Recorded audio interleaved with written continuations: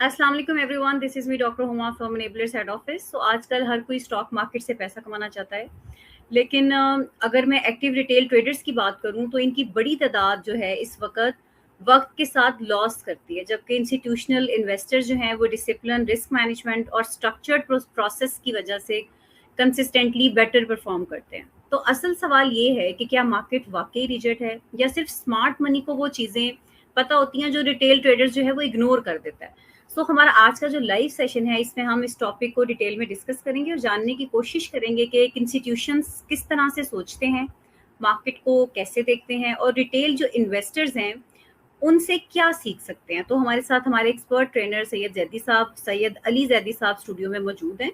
अस्सलाम वालेकुम सर, कैसे हैं आप? ठीक हैं? वालेकुम सलाम। अल्हम्दुलिल्लाह, I am fine, thanks for having me. Thank you so much sir. अच्छा सर, मुझे बताइए 70 to 90% एक्टिव रिटेल ट्रेडर्स जो हैं लॉन्ग टर्म में लॉस करते हैं। सो आपके नज़दीक इसकी सबसे बड़ी वजह क्या है और क्या मार्केट वाकई रिटेल इन्वेस्टर्स के खिलाफ डिज़ाइन की गई है या फिर प्रॉब्लम उनके डिसीजन मेकिंग या फिर साइकोलॉजी में है? जी बिल्कुल डॉक्टर हुमा, आपने सही कहा कि ज़्यादातर जो परसेंटेज है रिटेल ट्रेडर्स की वो ज़्यादातर लॉस करती है मार्केट्स के अंदर। उसकी कई वजूहात हैं।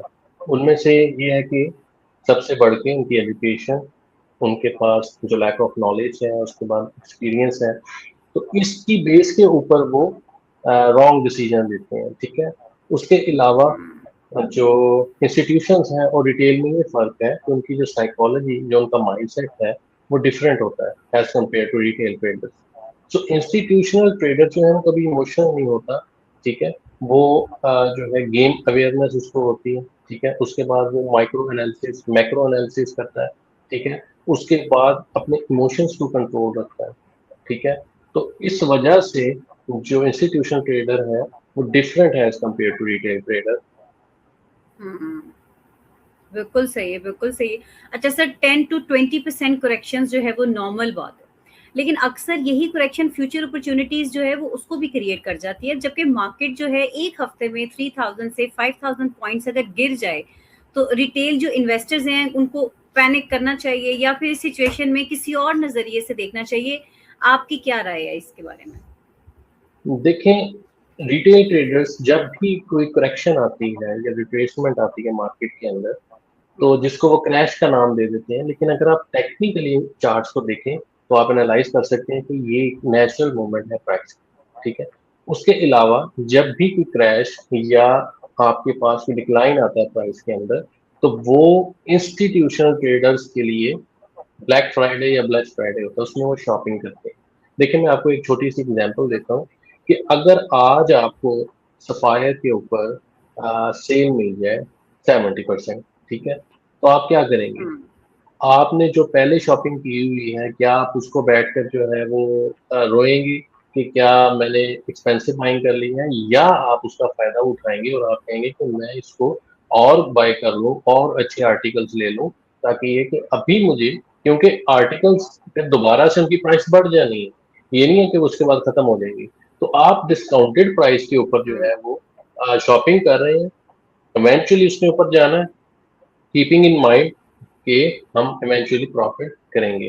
तो इसलिए ये इंस्टीट्यूशनल जो माइंडसेट है वो इस तरह सोचता है।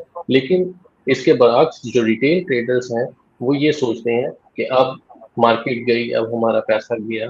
तो इस मौके पे इंस्टीट्यूशनल ट्रेडर डीसीए करते हैं, ठीक है, डॉलर कॉस्ट एवरेजिंग करते हैं। जैसे कि अगर आपने एक शेयर या एक कॉइन आपने 20 रुपीज में बाई किया, अब वो 10 पे आ गई, तो जब आप दोबारा उतने शेयर्स 10 पे बाय करेंगे तो वो एवरेज हो जाएगा 15 के ऊपर, आपका वो शेयर आ जाएगा।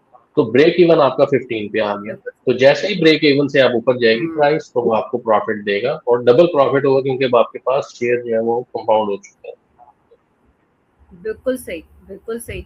ये बड़ी अच्छी स्ट्रैटेजी आपने बताई है।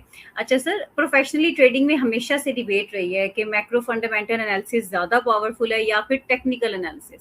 सो आज के मॉडर्न मार्केट की अगर मैं बात करूँ तो उसमें इंस्टीट्यूशंस इन दोनों अप्रोचेस को किस तरह कंबाइन करते हैं और जो हमारा रिटेल ट्रेडर है उसकी जो अप्रोच है उसको, दोनों की जो अप्रोचेस हैं इन पे किस पे ज़्यादा फोकस करना चाहिए?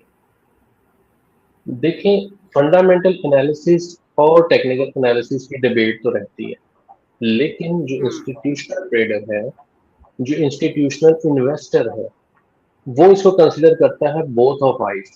ठीक है, ठीक।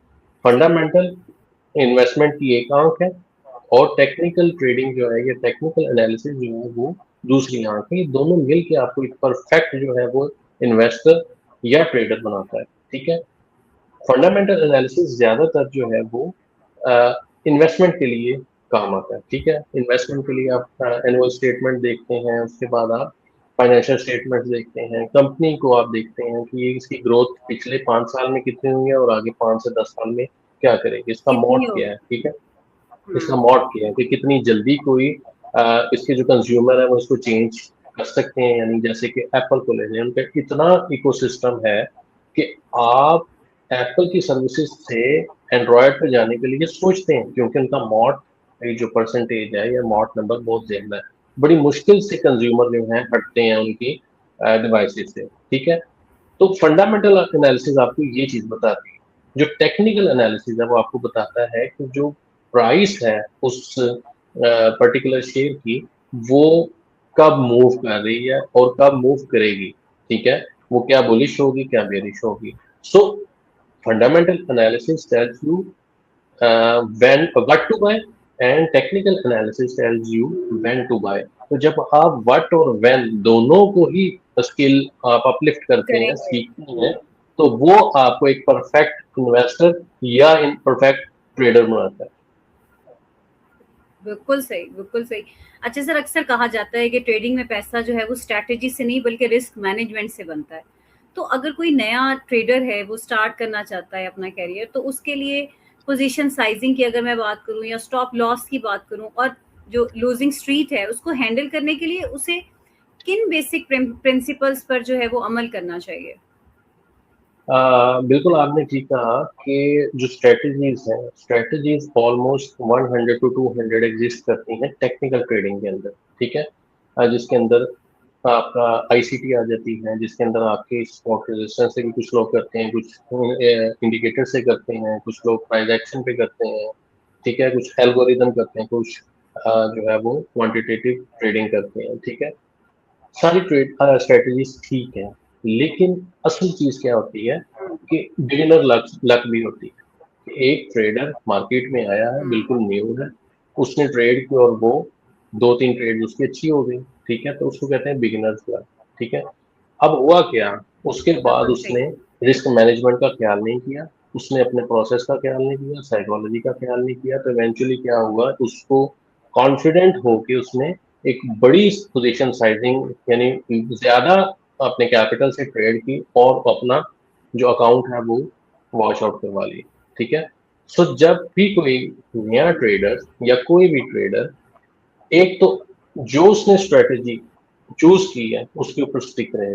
ठीक है, अगर वो स्टॉप हुँ, सपोर्ट और रेजिस्टेंस है, या वो स्मार्ट मनी कॉन्सेप्ट है, या कोई भी है, उसके ऊपर वो स्टिक रहे और उसको परफेक्ट करे। जैसे ब्रूस ली ने कहा था कि मुझे आपकी 1000 मूव से खतरा नहीं है, मुझे उस एक मूव से खतरा है जो 1000 बिल्कुल, बार आपने प्रैक्टिस किया। तो आप उस की एक है, बिल्कुल स्ट्रेटेजी सही। 1000 टाइम जो है उसको इतना प्रैक्टिस करें कि आपको उस चीज के ऊपर कमांड हासिल हो जाए। Number one. Number two, position sizing. जो ट्रेडिंग के लिए, जो खासकर फ्यूचर के लिए या आपका जो है डेरिवेटिव ट्रेडिंग के लिए, आप हमेशा पोजीशन साइजिंग अपने कैपिटल का 30% पर ट्रेड यूज करें।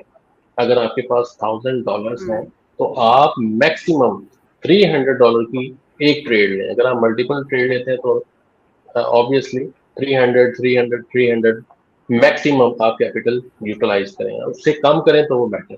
बिल्कुल। नंबर टू, रिस्क मैनेजमेंट के हुँ, लिए आप रिस्क जो है, बिल्कुल जो न्यूबीज हैं वो 1.5 to 1% जो है वो रिस्क लें, यानी कि स्टॉप लॉस अपना रिस्क टू रिवॉर्ड के अंदर रिस्क जो है वो 1.5 या 1 रखें। अगर आप बहुत अच्छे हो जाते हैं, 6 months to आप 1 year तक ट्रेडिंग करते हैं, आपके पास एक्सपीरियंस होता है, तब आप 2% के ऊपर जंप कर सकते हैं रिस्क में। और रिवॉर्ड आप जो है अपना डिफाइन कर सकते हैं अपने विनिंग रेट के ऊपर। ठीक है, सो हुँ, रिस्क मैनेजमेंट आपको बताता है कि आपने ग्राउंड के अंदर ज्यादा देर तक कैसे खड़े रहना, ठीक है। खड़े रहना। अगर आप ग्राउंड से आउट हो जाएंगे, अगर आप बोल्ड हो जाते हैं और आप पेविलियन पे बैठते हैं, तब आप जो मर्जी कहते रहें कि मैं यूं होता है तो ये करता है, यूं होता है तो ये करता है, बिल्कुल। तब वो चीजें बेमायनी। अगर आप ग्राउंड पे रहेंगे तो आपको पता होगा कि रोलिंग शॉट्स कब खेलनी है, स्ट्राइक कब रोटेट करनी है, कब आपने कितने टाइम के बाद आपने जो है वो एग्रेसिव बैटिंग करनी है, ठीक है। करना सो है। रिस्क मैनेजमेंट आपको ये बताता है कि आपने ग्राउंड में कैसे रहना है। उसके लिए आप देखें, एक छोटा सा एक टेबल मैं आपको बताता हूँ, win rate versus risk to reward.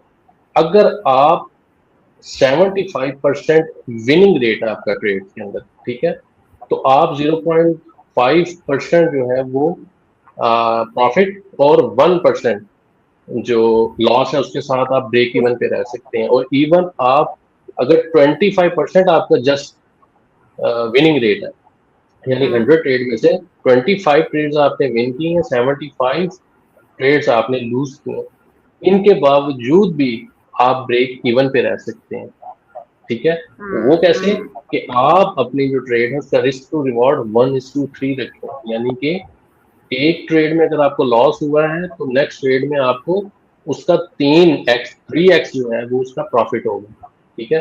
तो अगर आप 100 ट्रेड लेते हैं और उसमें से जस्ट 25 भी अगर आप विन करते हैं, तो आप उसको कैलकुलेट करें, तो वो आप तब भी आपका कैपिटल जो है वो सेव रहेगा, आप जो है ग्राउंड पे बिल्कुल। रहेंगे।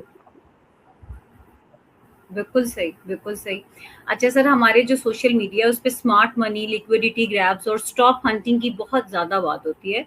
तो आपके एक्सपीरियंस के मुताबिक जो इंस्टीट्यूशंस हैं वाक़ई रिटेल ट्रेडर्स को जो है वो कि स्टॉक हंट करते हैं, या फिर इसका जो लिक्विडिटी का कॉन्सेप्ट है वो कुछ और है? तो आपके अकॉर्डिंग क्या आप इसमें कहना चाहेंगे? देखिए, बिल्कुल ये सारी चीज़ें करेक्ट है कि लिक्विडिटी होती है, लिक्विडिटी हंट होता है। अब लिक्विडिटी हंट के अंदर 2 तरह की लिक्विडिटीज़ होती हैं, एक लिक्विडिटी स्वीप होती है, एक लिक्विडिटी रन होती है, ठीक है। ठीक है। अब इंस्टीट्यूशन क्या करते हैं? अब हुँ, whenever there is a seller there is a buyer, ठीक है। हुँ, जब क्या होना है, रि जो पैसा एक से जाएगा दूसरे की तरफ, जो लूज़ करेगा तो पैसा मार्केट में जाएगा और विन वो करेगा जिसका एनालिसिस ठीक होगा, ठीक है। अब इंस्टीट्यूशन क्या करते हैं? उनको पता होता है, जो कि हमें भी पता होता है, इंस्टीट्यूशंस किस कहाँ पे आके लिक्विडिटी को फाइंड करते हैं और कहाँ पे लिक्विडिटीज ज़्यादा पड़ी होती हैं, वो ज़ोन कहाँ पे हुँ, होता है, ठीक है।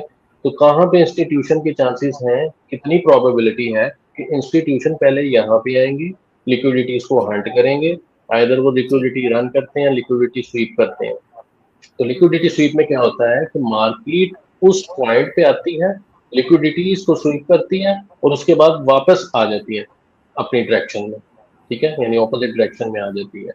सो वहां पे हमें ये पता चलता है कि यहाँ पे इंस्टीट्यूशन ने लिक्विडिटी स्वीप कर लिया, अब इसका नेक्स्ट टारगेट दूसरी लिक्विडिटी है, जहाँ पे और ज्यादा कैपिटल लोगों के पड़े हैं। लिक्विडिटी क्या होती है? वो जोन है जहाँ पे ज्यादातर लोगों के, रिटेल ट्रेडर्स के स्टॉप लॉसेस पड़े होते हैं।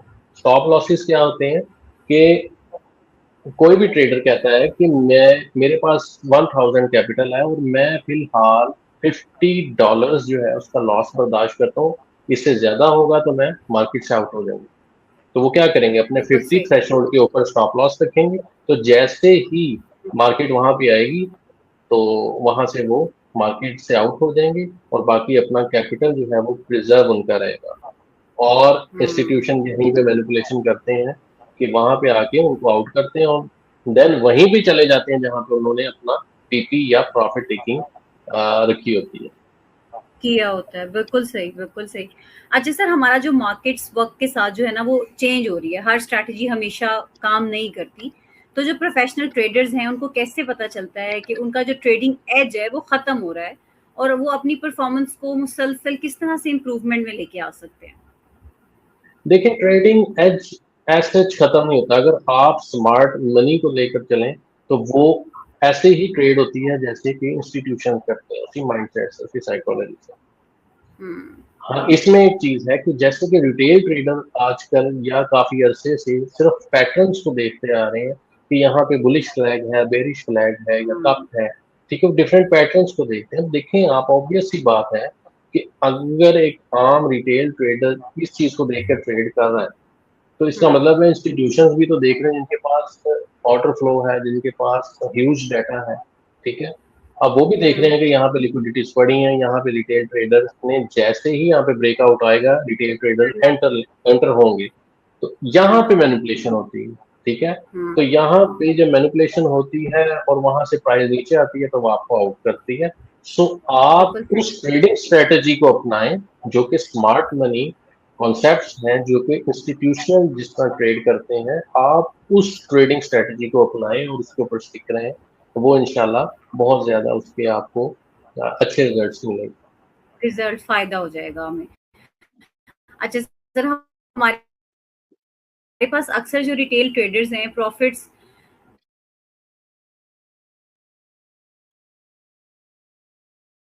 और विनिंग जो ट्रेडर्स हैं उसको मैक्सिमाइज करने का उनकी अप्रोच क्या होती है? देखिए विनिंग ट्रेड्स जो है आप उसको दोनों तरह से, लूजिंग ट्रेड और जी आपकी आवाज ब्रेक हुई है, काइंडली दोबारा रिपीट कर दें।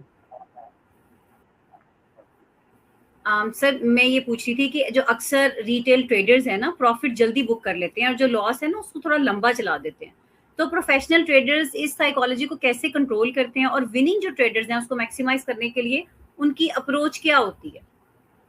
बिल्कुल, देखें ये बिल्कुल ही आपने वो बात की है कि जो डायरेक्टली साइकोलॉजी से जो है वो लिंक होती है।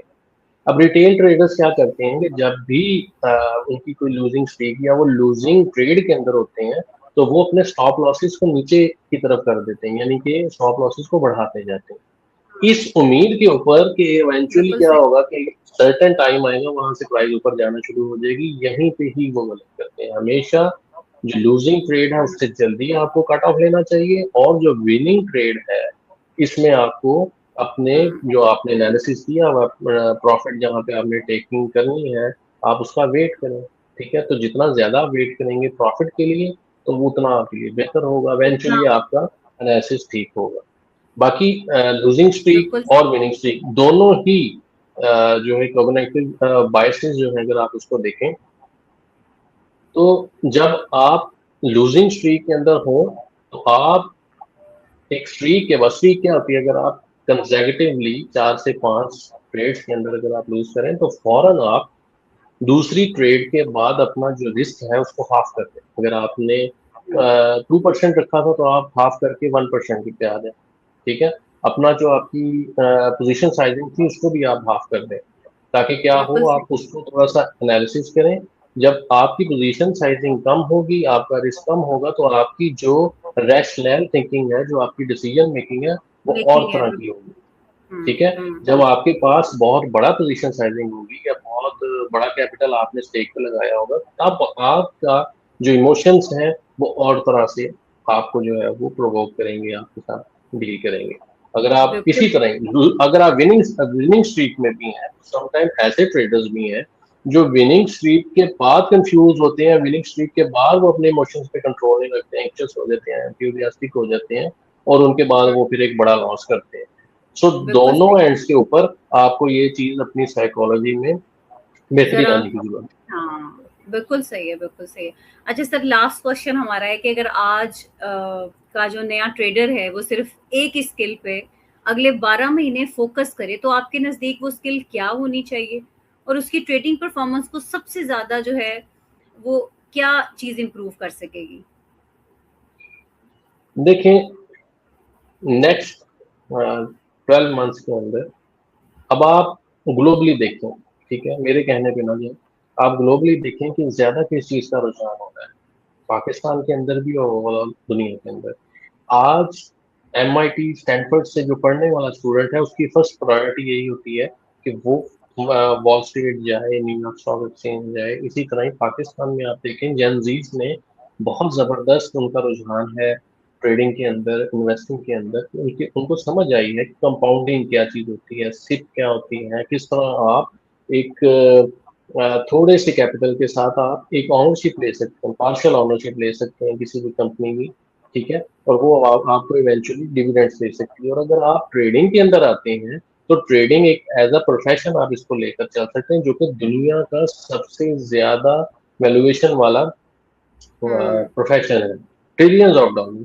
तो आप, ऐसा है कि आप एक पैसों के समंदर या नदी के ऊपर बैठे हैं और आपको अच्छी स्किल आती होगी, तो आप उस स्ट्रीम के अंदर से आप अपने हिस्से का जो है वो पैसा निकाल सकते हैं या पानी निकाल सकते हैं, चाहे वो आप चम्मच से निकालें या बाल्टी से निकालें।